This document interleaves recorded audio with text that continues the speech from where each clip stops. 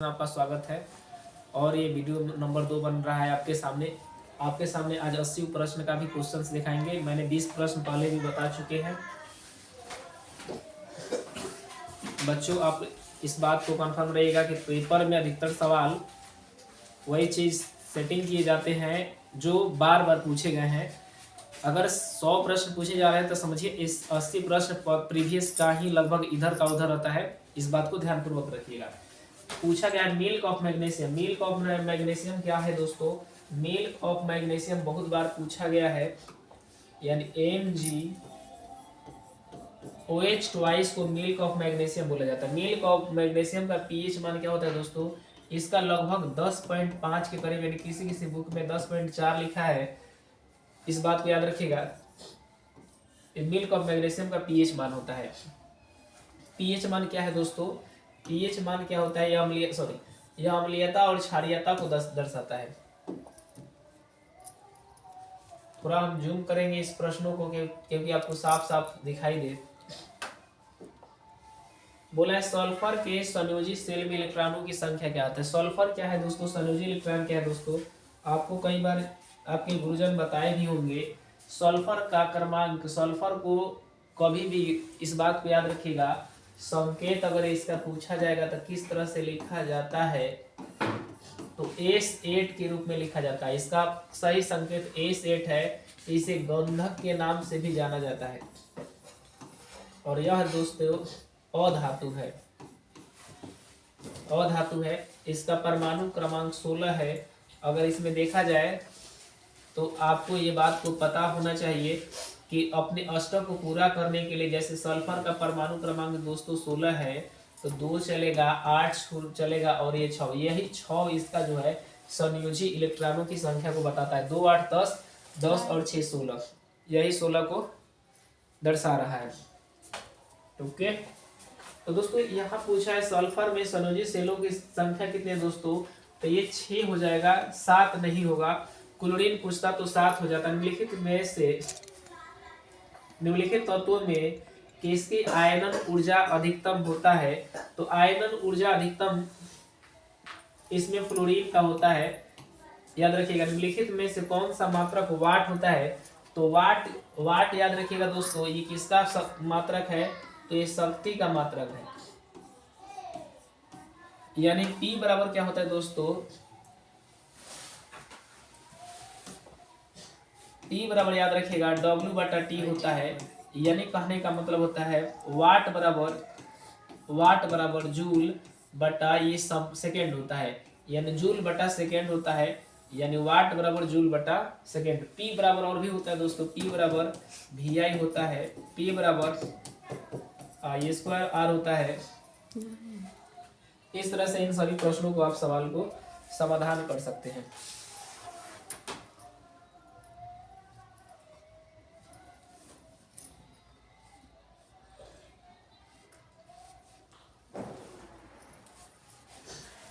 यहाँ और भी देखने वाली बात है, विद्युत हीटर में तार। कभी भी याद रखिएगा दोस्तों, हीटर की बात करें या फिर आपके पास जो आप घरों में आयरन इस्तेमाल करते हैं उसकी बात करें तो उसमें नाइक्रोम का तार रहता है, ठीक है ना? तो नाइक्रोम का तार इसमें रहेगा। तांबा नहीं मारना है, जस्ता नहीं मारना है, ये नहीं मारना है। और इसमें nichrome is the correct answer. Nichrome का तार ही इसमें उपयोग किया जाता है। किसी परिपथ में का वह गुण जो विद्युत ऊर्जा को उष्मा ऊर्जा में बदल देता है। विद्युत परिपथ का वह गुण जो उष्मा ऊर्जा को बदलता है उष्मा में, तो उष्मा में बदलने का काम होता क्या है? रुकावट जितना ज्यादा होगा दोस्तों वो उतना ही ज्यादा हिट होगा। तो रुकावट का मतलब होता है प्रतिरोध। इसका सही आंसर प्रतिरोध होगा। रुकेगा, जितना ज्यादा रुकेगा वो उतना ही गर्मी रखेगा। तो हीटर जो होता है वो इसका मतलब है हीटर में प्रतिरोध ज्यादा होता है, आयरन में भी प्रतिरोध ज्यादा होता है, इसीलिए वो हिट हो जाता है, गर्म हो जाता है। तो प्रतिरोध का ऐसा ही मात्रक दोस्तों ओम होता है। और इसे ओम नामक वैज्ञानिक ने अपने नाम पर ओम रखा। ये दोस्त जर्मनी के थे, ये व्यक्ति थे जर्मनी के। यहाँ देखिए धारा का ऐसा मात्रक दोस्तों होता है एम्पियर, विभवांतर का वोल्ट होता है और शक्ति का वाट होता है। ओके, इस बात को ध्यानपूर्वक याद रखिएगा। यहाँ पे इस प्रश्न और भी दे रखा है। यहाँ प्रश्न पूछा है कि एक विद्युत सेल से धारा प्राप्त करने के लिए उसके सिरों के बीच विभवांतर का मान क्या होता है दोस्तों? तो विद्युत वाहक बल से कम होता है। विद्युत वाहक बल से कम होना चाहिए, विद्युत वाहक बल से अधिक नहीं होना चाहिए। विद्युत वाहक बल क्या है दोस्तों? विद्युत वाहक बल को विभव यानी विभव बोला जाता है। इसको वोल्ट से भी दर्शाते हैं दोस्तों। और नवीकरणीय ऊर्जा क्या है? और नवीकरणीय दो बातें हैं।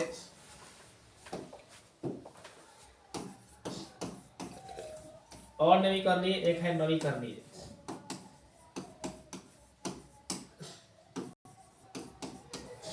और नवीकरणीय में ही याद रखिएगा दोस्तों केवल गैस, खनिज,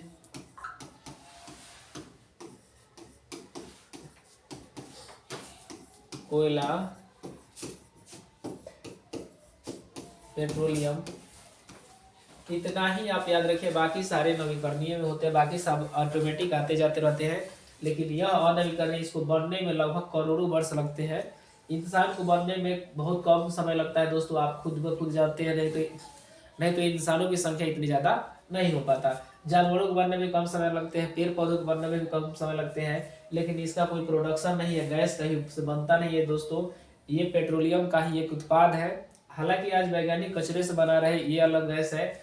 जो आपका सीएनजी गैस है, कंप्रेस्ड नेचुरल गैस, इस गैस की बात किया जाता है दोस्तों।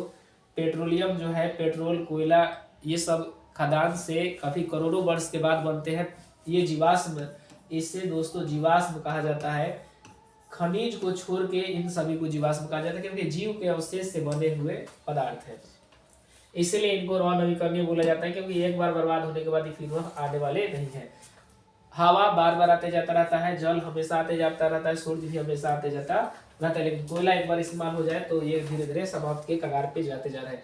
तरंगदैर्घ्य का ऐसा ही मात्रा क्या होता है दोस्तों? तरंगदैर्घ्य किससे व्यक्त किया जाता है दोस्तों? तरंगदैर्घ्य को मापने के लिए एंगस्ट्रम का इस्तेमाल करते हैं। एक एंगस्ट्रम बराबर 10⁻⁻10 मीटर होता है दोस्तों। ये मीटर आकर ही मेरा आंसर को हल कर दिया। सेकेंड वाला हो नहीं सकता, हर्ट्ज वाला हो नहीं सकता, इनमें से कोई ये ऑप्शन सही हो जाएगा, क्योंकि मीटर ही आपको बता रहा है। तरंगदैर्घ्य किसको मापा जाता है दोस्तों? तो सूरज से जो आने वाली रोशनी है उसको माप ले सकते हैं हम तरंगदैर्घ्य में, ठीक है ना। किसी चालक तार से प्रवाहित विद्युत धारा का गतिशील कण, जितने भी बल्ब देखते हैं, ये चाहे ये मेरा स्क्रीन चमक रहा है, किसके कारण दोस्तों? इसमें इलेक्ट्रॉनों की गति होने के कारण ही ये चमक रहा है, या फिर आपको दिखाई दे रहा है। आपके मोबाइल में भी यही कारण है, इलेक्ट्रॉन गतिशील है, ठीक है ना। न्यूट्रॉन स्थिर रहता है दोस्तों, और इस पर शून्य आवेश होते हैं। प्रोटॉन पॉजिटिव होता है दोस्तों, और इलेक्ट्रॉन गतिशील कण है, इस पर चार्ज निगेटिव होता है। यही मेरा आंसर सही हो जाएगा, यही घूमने वाला काम करता है। अगला सवाल हम देखते हैं। दूसरा मोबाइल देखिए ठीक चल रहा है कि ना? नहीं, अदर मोबाइल में देखना पड़ेगा। करें विभवांतर 12 वोल्ट विभवांतर वाले दो बिंदुओं के बीच 12 कूलम आवेश है, तो कार्य कितना होगा दोस्तों? देखिए यहाँ विभवांतर दिया है 12 और कूलम दिया है 2 दोस्तों। कार्य पूछा है, बहुत सुंदर सा सवाल है दोस्तों। 12 वोल्ट दिया है और 2 कूलम दिया है, और दोस्तों कार्य पूछा है। कार्य बराबर वाट, बच्चा को मालूम होना चाहिए। W बराबर होता है, या फिर इसे V बराबर W/Q होता है दोस्तों। V का मतलब हुआ विभवांतर या फिर वोल्ट। विभवांतर दे रखा है दोस्तों 12, तो 12 मैंने यहाँ लिख दिया। कार्य पूछा हुआ है दोस्तों, तो वर्क मैंने लिखा। आवेश को कूलम से दर्शाते हैं, तो कूलम दिया है दोस्तों 2। ये 2 गुना कर लेगा इसमें, तो 12 दूना 24, यानी 24 जूल होगा दोस्तों। यही मेरा करेक्ट आंसर होगा, 24 जूल। तो 24 जूल जहाँ पे ऑप्शन में दे रखे हैं उसी को हम आउट करेंगे, तो 2 जूल, 6 जूल, 12 जूल, 24 जूल, यही मेरा आंसर डी हो जाएगा ठीक ठाक। मेंडल याद रखेगा, ऑस्ट्रिया के ऐसे वैज्ञानिक थे जिनको मरने के 19-20 वर्ष बाद इनके किताब पढ़ के लोगों ने समझिए कि इनके जिंदा रहने पर लोगों ने कोई ये नहीं देख पाया, लेकिन उनका किताब उन्होंने अपने पुस्तक लिखे थे, ठीक है ना, उस पुस्तक में दूसरे वैज्ञानिक ने पढ़ के इनके बारे में बताया। तो 20-22 बरस के बाद, यानी 19 या 20 बरस के बाद ये मटर के पौधे पर इन्होंने रिसर्च किया था, और आज जो दुनिया खाने पर पूर्ण रूप से भरा पड़ा है इन्हीं का देना। नहीं तो खाने के लिए, जैसे पहले पुराने समय में क्या होते थे, 1 कट्ठा जमीन में लगभग 10 केजी 12 केजी ही अनाज उपजते थे, आज क्विंटल के क्विंटल 50 किलो 40 किलो प्रोडक्ट कर लेते हैं। क्या कारण है दोस्तों? यही उन्नत किस्म के बीज यानी संकर बीज को दे दिए। क्योंकि आप भी जानते हैं 2 केजी 1 केजी गेहूं आप लोग खेतों में डालते हैं और 40-50 केजी प्रोडक्ट कर लेते हैं। यही मेंडल वेच महोदय थे जिन्होंने हरित क्रांति, समझिए, इनके कारण ही जन्म लेता है। या फिर चाइना इतना ज्यादा प्रोडक्शन कर दे रहा है जो दोस्तों आप भी समझते हैं कि चाइना में हर चीज संभव है, कुछ कोई भी चीज बना दिया जाता है अजीबोगरीब, ठीक है ना। एक से एक फल भी आप लोग देखते हैं, अमरूद तो पूछिए मत, बेल के जैसा, सिरफल जैसा इतना फलता है। अमरूद का आकार आप भी खाए होंगे तो लगभग 2 से 250 ग्राम से 300 ग्राम या आधा किलो मान के चले, अब तो 1-1 केजी का भी अमरूद आ चुका है। ये कारण किसका है? ये यही अनुवांशिकता के कारण ही है, और कुछ ना। जिस प्रकार के श्वसन से अधिक ऊर्जा होता है, वायवीय श्वसन से सबसे ज्यादा ऊर्जा मुक्त होता है, अवायवीय श्वसन से कम होता है। अवायवीय श्वसन में पाइरूवेट भी होता है और इसमें भी पाइरूवेट होता है। ये ज्यादा क्रिया कोशिका द्रव में करता है, ये भी कोशिका द्रव में होता है, लेकिन वायवीय में ज्यादा होता है दोस्तों। इसमें ऑक्सीजन की मात्रा, वायवीय का परिभाषा ही है ऑक्सीजन की उपस्थिति, आइए कहता है अवायवीय में ऑक्सीजन की अनुपस्थिति। तो ज्यादा दोस्तों समझिए, श्वसन कब होगा? ऑक्सीजन ज्यादा होगा तब ना। तो वायवीय में ऑक्सीजन की उपस्थिति चाहिए और इसमें ऑक्सीजन की अनुपस्थिति चाहिए। हालांकि ऑक्सीजन इसमें चाहता ही है लेकिन बहुत कम, इसीलिए इसका परिभाषा हो ऐसा गया। मानव में नर जनन ग्रंथि, जो मानव है, जो नर है, आप भी जानते हैं मानव 2 प्रकार के होते हैं, नर और मादा होता है। नर में मेन चीज है वृषण,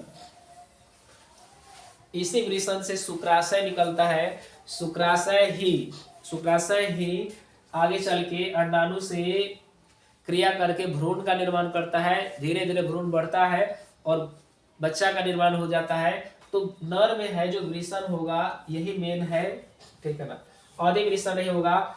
वृषण नहीं रहता दोस्तों तो मैं शुक्राशय मार देता, ठीक है ना। तो शुक्राशय में नहीं मारेंगे, वृषण मारेंगे। जीवन की एक महत्वपूर्ण विशेषता क्या है दोस्तों? जीवन की यही सबसे बहुत महत्वपूर्ण विशेषता है कि जीवन क्या करते रहता है? वृद्धि करते रहता है। आप बढ़े या न बढ़े, आप भले ही 2 दिन घर पे रहिए, 4 दिन घर पे रहिए, 4 साल घर पे रहिए, ये जीवन हमेशा निरंतर बढ़ते रहता है। आप करिए काम या ना करिए, लेकिन इसका लक्ष्य ही है बढ़ते रहना। स्वपोषी पोषण होता है। स्वपोषी का मतलब होता है अपने आप भोजन बनाए, कहीं दूसरे वस्तु पर निर्भर न। जैसे पेड़ पौधा अपना भोजन स्वयं बनाता है, उसी को स्वपोषी बोलते हैं। जो प्रोकैरियोटिक जीव है, यानी प्रोटिस्टा और प्रोकैरियोटिक जीव है, ये भी स्वपोषी होते हैं। प्रोटिस्टा, मोनेरा, आप लोग पढ़े होंगे, आर विटेकर महोदय ने जीव जगत को 5 भागों में बांटा था, ये 9th क्लास का बात है। प्रोटिस्टा, मोनेरा, फंजाई, एनिमिलिया और प्लांटी। तो प्रोटिस्टा और मोनेरा ये स्वपोषी भी होते हैं और विषमपोषी भी होते हैं, लेकिन अधिकतर एक कोशिकीय जीव ही होते हैं। तो ये दोनों बात को मैं सत्य मानकर चलूंगा। तो ये तो 100% स्वपोषी ही होते हैं। पेड़ पौधा अपना भोजन स्वयं ही बनाता है, किसी वस्तु पर निर्भर नहीं रहता है। प्रोटिस्टा और प्रोकैरियोटिक ये दोनों ही मानकर चलेंगे, दोनों सेम है। ये पौधा ही है तो ए और सी दोनों सही हो जाएगा, इसलिए मैं इस पर जाऊंगा। कवक क्या है दोस्तों? ये मरा हुआ जीव के खाता है, इसीलिए विषमपोषी है। विषमपोषी का मतलब होता है दूसरे जीव को मारकर खाए, उसी को विषमपोषी बोला जाता है। अगला सवाल देखा जाए, बोला है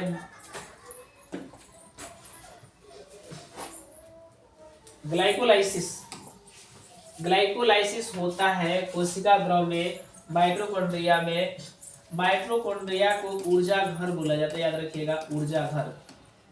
कोशिका द्रव ही करेक्ट आंसर होगा। क्लोरोप्लास्ट किस में पाया जाता है दोस्तों? पादप में पाया जाता है। कोशिका द्रव भी ठीक होगा यहाँ पे। गोली कॉम्प्लेक्स नहीं होगा। तंत्रिका तंत्र की संरचनात्मक एवं क्रियात्मक इकाई को न्यूरॉन बोला जाता है। न्यूरॉन याद रखिएगा। डेंड्राइट्स ये न्यूरॉन का ही भाग है। नेफ्रॉन को दोस्तों किडनी का भाग बोला जाता है, किडनी का। साइटोन ये भी इसी का भाग है, न्यूरॉन का ही भाग है। कौन सा एंजाइम वसा से क्रिया करता है दोस्तों? लाइपेज है, ये वसा से क्रिया करता है। पेप्सिन जो है दोस्तों, दूध में जब बच्चा माँ का दूध पीता है उस समय पेप्सिन ही उस दूध को फाड़ देता है। जैसे देखते हैं बच्चा माँ का जब दूध पीता है, जैसे ही अपना जबान निकालेगा उल्टी जब करता है तो देखते हैं जमा हुआ दही के जैसा उल्टी करता है, वो पेप्सिन ही रहता है। जल्दी ही उसको क्या बना देता है? दही का रूप धारण कर लेता है पेप्सिन के कारण। ट्रिप्सिन आपके जबान में ही रहते हैं जिसमें लार होता है। एमाइलेज भी आपके जबान में लार होता है, जो भी चबाते हैं जितना देर चबाते हैं उतना ही भोजन स्वादिष्ट, सुपाच्य और सुगम्य होता है। ये चीजें ट्रिप्सिन और एमाइलेज होते हैं। ओजोन का सूत्र दोस्तों क्या होता है? O3 होता है ओजोन का सूत्र, O3 मार देंगे इसमें। पीएच का कौन सा मान क्षारक विलयन को निरूपित करता है दोस्तों? ये दोस्तों अम्लीय दर्शाएगा, ये दोस्तों उदासीन को दर्शाएगा, ये दोस्तों अम्लीय यह भी दर्शाएगा। और बचा क्या दोस्तों? 7 से जितने भी ऊपर होते हैं ये क्षारीय होते हैं। अम्लीय, उदासीन, क्षारीय। 7 से कम होगा तो अम्लीय होगा, 7 होगा दोस्तों तो उदासीन होगा, और 7 से ज्यादा होगा दोस्तों तो जो क्षारीय होता है। ठीक है, आगे देखा जाए। जल के एक अणु में हाइड्रोजन और ऑक्सीजन के परमाणुओं की संख्या का अनुपात दोस्तों बता देना है। आप भी जानते हैं जल का सूत्र H2O होता है। परमाणु पूछा है तो 2:1, हाइड्रोजन है 2:1 होगा। कैसे मैंने जाना दोस्तों?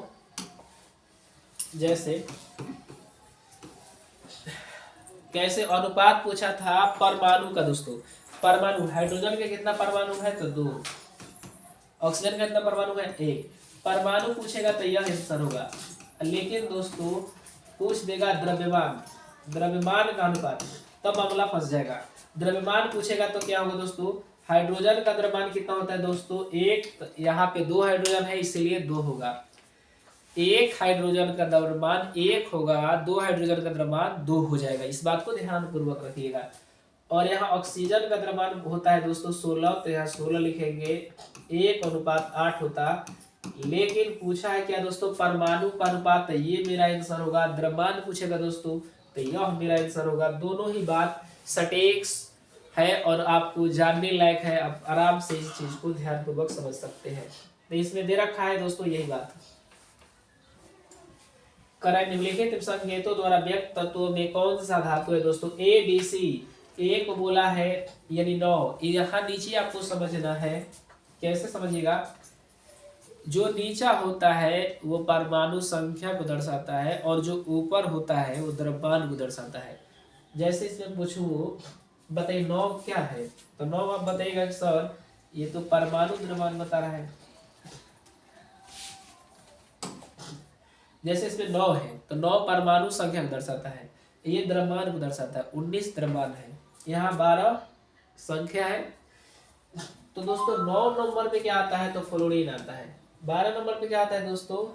मैग्नीशियम आता है। 6 नंबर पे दोस्तों क्या होता है तो कार्बन आता है। 8 नंबर पे दोस्तों क्या होता है? ऑक्सीजन आता है। यह अधातु है, यह भी अधातु है, यह भी अधातु है, ये धातु है। पूछा है धातु कौन सा है तो ऑप्शन बी चला जाएगा धातु। ओके, अम्लीय ऑक्साइड का विलयन, अभी मैंने बताया अम्लीय का विलयन क्या होगा? 7 से कम। एक बार और समझ लीजिए, उदासीन 7 होता है। मान लीजिए पॉइंट मेरा 7 है ना, इधर कहेंगे तो 7 से कम, यानी कि 6, 5, 4, 3, 2, 1, 0। इधर कहेंगे 8, 9, 10, 11, 12, यानी 7 से ज्यादा, यानी 7.1 भी 7 से ज्यादा है, 7.2 भी 7 से ज्यादा है, 7.3 भी 7 से ही ज्यादा है। तो 7.1 क्षारीय, 7.2 क्षारीय, 7.3 क्षारीय, 7.6 क्षारीय, सब सारी क्षारीय है। हमसे जैसा पूछा है अम्लीय, हमने बोला 7 से कम अम्लीय, क्या ये 7 से कम है? नहीं है। क्या ये 7 से कम है? ये तो 7 है दोस्तों, ये उदासीन हुआ है तो हो नहीं सकता। क्या ये 7 से कम है? 7 से कम होता तो अम्लीय बताते, तो ये भी नहीं है। हाँ, ये 7 से कम है, इसलिए हमसे अम्लीय कह देंगे, हो जाएगा। सबसे कठोर प्राकृतिक में पदार्थ पूछा जाएगा। पदार्थ है दोस्तों हीरा, पदार्थ कहा जाएगा तो हीरा है। अगर आपसे पूछा जाए धातु कौन सा है तो प्लेटिनम हो जाता है। दोनों बात को समझना है आपको। धातु पूछ देगा तो प्लेटिनम हो जाता, पदार्थ पूछा इसलिए हमें हीरा को ही टिक करना पड़ेगा। ये चांदी नहीं होगा और हीरा लोहा नहीं होगा, हीरा ही होगा, ठीक है ना। आगे बढ़ते हैं हम लोग। अगला पूछा है सिल्वर आयोडाइड का रंग कैसा होता है दोस्तों। ये सिल्वर आयोडाइड का रंग पीला होता है। सिल्वर आयोडाइड का रंग पीला होता है, लाल नहीं होगा, ना हरा होगा, ना श्वेत होगा। मिल्क ऑफ मैग्नीशियम जब जलता है तो उसका रंग श्वेत होता है। MgOH जब मैग्नीशियम का फीता जलाते हैं तो उसका रंग सफेद होता है। श्वसन किस प्रकार की रासायनिक अभिक्रिया है? ये भी बहुत इंपॉर्टेंट दोस्तों, ऊष्माक्षेपी अभिक्रिया है श्वसन। उपचयन क्या होता है दोस्तों? और एक है संयोजन, एक है अपचयन। उपचयन में होता है ऑक्सीजन का संयोग होगा, इसमें ऑक्सीजन का दोस्तों वियोग होगा, अर्थात ऑक्सीजन हटता है। संयोजन में क्या होता है? दो तत्व दोस्तों आपस में मिलके एक सिंगल निर्माण करते हैं, जैसे A जोड़ B मिलकर के AB का निर्माण करेगा, इसी को संयोजन। यानी दो चीजें हैं अलग अलग है, आपस में मिल जाएगा तो उसी को बोला जाता है संयोजन, ठीक है ना। अगर यही चीज एक चीज है और इसे में बिखर जाए, टूट जाए, विखंडित हो जाए, दो भागों में बट जाए, उसको बोला जाता है वियोजन, चाहे उसको उपचयन भी बोला जाता है। पूछा है श्वसन कैसी अभिक्रिया है तो ऊष्माक्षेपी, आपको याद रखिएगा श्वसन ऊष्माक्षेपी अभिक्रिया में आता है। अगला प्रश्न देखते हैं। कहा है पौधे में जनन अंग कहाँ से शुरू होते हैं दोस्तों? पौधे में जनन शुरू होता है पुष्प से।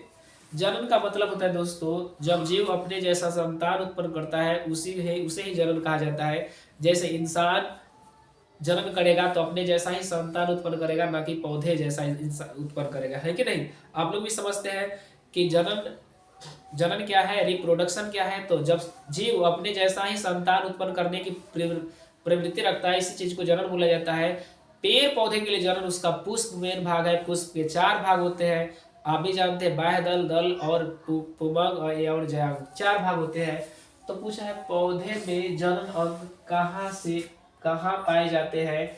जड़ में दोस्तों नहीं पाया जाता है, पुष्प में। ये मेरा सही और सटीक आंसर होगा, ताना नहीं मारेंगे, फल नहीं मारेंगे। मस्तिष्क का कौन सा भाग शरीर की स्थिति और संतुलन का अनुरक्षण करता है दोस्तों? तो अनुमस्तिष्क होता है, ठीक है ना। एक मध्य मस्तिष्क, इनमें से कोई नहीं। अग्र मस्तिष्क, एक है अनुमस्तिष्क। अग्र मस्तिष्क आप भी समझते हैं, मस्तिष्क के 3 भाग हैं, अग्र भाग, मध्य भाग और पश्च भाग। अग्र भाग में ही अनुमस्तिष्क होता है, जैसे सेरिब्रम होता है, आप लोग हर बच्चा समझते हैं सेरिब्रम इसी में होता है डायनोसिफिलम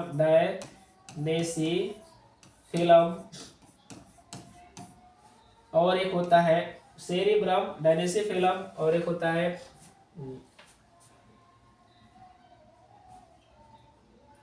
एक ध्यान पर नहीं आ रहा है, सेरिब्रम ही चलिए। सेरिब्रम क्या है? प्रेम, घृणा, नफरत, ईर्ष्या का केंद्र माना जाता है। ये ठंडा गर्मी को महसूस कराता है, याद रखिएगा। तो ये पूछा है सवाल कि संतुलन और अनुरक्षण करने का काम अनुमस्तिष्क, याद रखिएगा। रंध्र अनुपस्थित रहता है, आम में रंध्र रहता है, उसके पत्तों में। हाइड्रिला जो कि कांटेदार होते हैं, इसमें भी होता है। डांग फनी, इसमें इसे याद रखिएगा, रंध्र नहीं होता है। BSIB का संबंध दोस्तों, BSIB का संबंध हवा से है, ये वायु प्रदूषण से संबंध रखता है।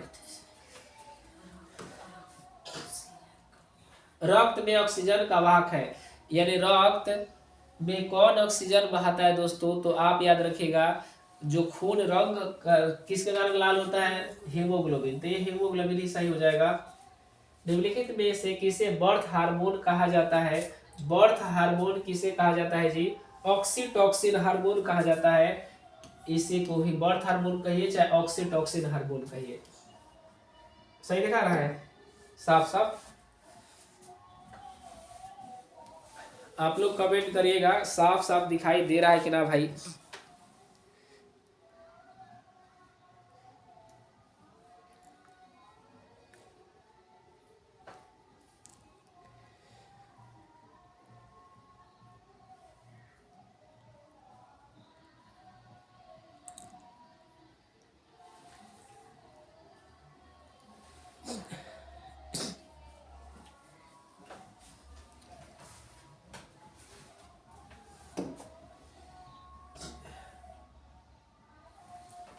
कह रहा है बीज विकसित होता है, यानी बिया जो बीज होता है पौधे का, वो कहाँ विकसित होता है दोस्तों? तो अंडाशय से विकसित होता है।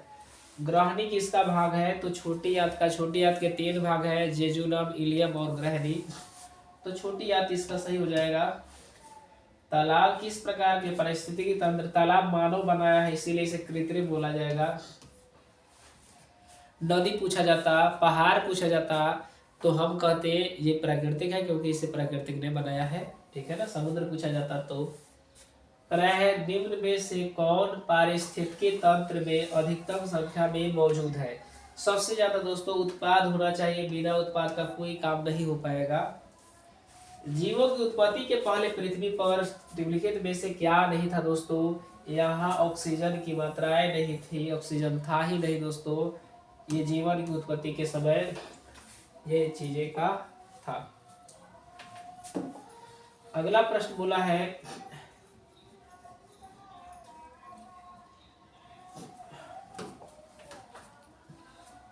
भारत में उत्पादित प्रतिवर्ती विद्युत धारा की आवृत्ति कितना हो दोस्तों? 50 हर्ट्ज माना गया है। 50 को टिक मारिएगा। 1 माइक्रो एम्पियर बराबर कितना होता है दोस्तों? यहाँ पूछा 1 माइक्रो एम्पियर। माइक्रो होता है दोस्तों 10 के पावर -6 को बना जाता है, -6 ही बनाएंगे। नरोरा जो होता है दोस्तों उत्तर प्रदेश में है, महाराष्ट्र में ट्रम्बे है, गुजरात में आपको याद होना चाहिए, राजस्थान में रावत भट्टा है, रावत भट्टा। सबने लिख दे रहा है।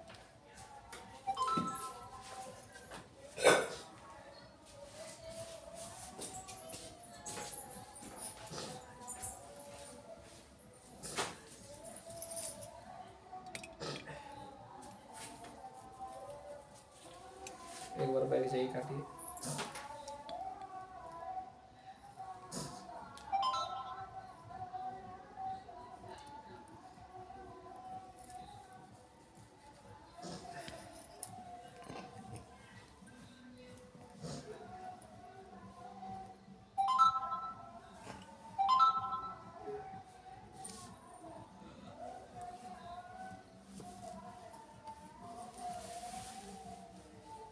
लीजिए काटिए,